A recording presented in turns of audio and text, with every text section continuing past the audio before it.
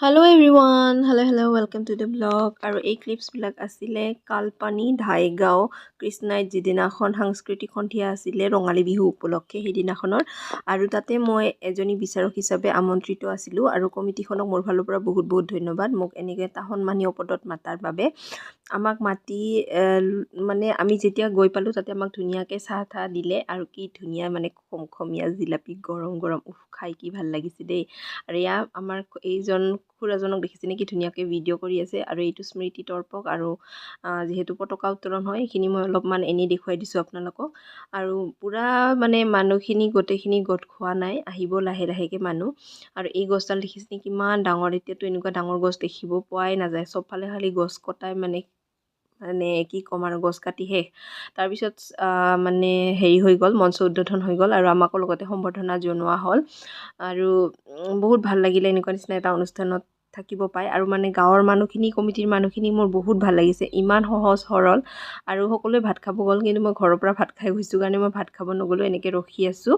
আৰু এয়া আমাৰ এংকৰে এংকৰিং কৰি আছে। এংকৰজনী আচলতে অভিনেত্ৰী হয়, দুহিতা যিখন ৰঙত চলি আছে চিৰিয়েল তাতে তেওঁ অভিনেত্ৰী, বহুত ধুনীয়াকৈ এংকৰিং কৰিছে আৰু লগ পাই বহুত ভাল লাগিলে। তেওঁৰ নাম আছিলে মেঘালী ৰাংৰা নেকি, বঙাইগাঁৱৰ। আৰু তাৰপিছতে প্ৰদৰ্শনীমূলক নৃত্যসমূহ আৰম্ভ হৈ গ'ল। গাঁৱৰ মানুহখিনিয়ে প্ৰদৰ্শনী মানে মহিলা ল'ৰা ছোৱালীখিনি প্ৰদৰ্শনীমূলক নৃত্য আৰম্ভ কৰি দিলে।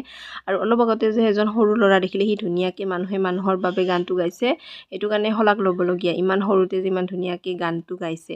তাৰপিছত জেং বিহু আৰু এইবিলাক এনেকেই কিবা কিবি প্ৰদৰ্শনীমূলক নৃত্য চলি আছে। তাৰপিছত আৰম্ভ হ'ল প্ৰতিযোগিতাখন আৰু গ্ৰুপসমূহ এটাৰ পিছত এটা আহি আছে, প্ৰতিযোগীসমূহো এজনৰ পিছত এজন আহি আছে। এনেকৈ আমি আছোঁ আমাৰ নিজৰ কামত ব্যস্ত, মানে জাজিং কৰি।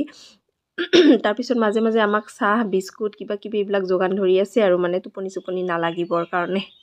আৰু এনেকৈ যিবিলাক মানে প্ৰতিযোগী আছিল চাই ভালো লাগে, কিছুমানে বহুত ধুনীয়াকৈ নাচে আৰু কিছুমানে বহুত ধুনীয়াকৈ নাচিলেও মানে প্ৰাইজ নাপায়। আৰু সেইটো কাৰণে বেয়া পাব নালাগে, কাৰণ কিছুমান খুটি নাটি সৰু সুৰা কিছুমান ভুল থাকি যায়, যিহেতু আমি বহুত কেইজন জাজ বহোঁ, তো সেনেকৈ মানে মাৰ্কছখিনি কাউণ্ট হয়। সেইটো কাৰণে বেয়া পাবলগীয়া বা বেয়া লাগিবলগীয়া একো নাই, জীৱনত বহুত সময় আছে, চেষ্টা কৰি যাব লাগে। আৰু এয়া দেখিছেনে মাজতে মই মানে এইটো কেণ্ডিটো খাই আছোঁ, মানে মোক কেণ্ডি চেণ্ডি চব যোগান ধৰিছে। আৰু তাৰপিছত এনেকৈ চলি আছে প্ৰতিযোগিতাখন।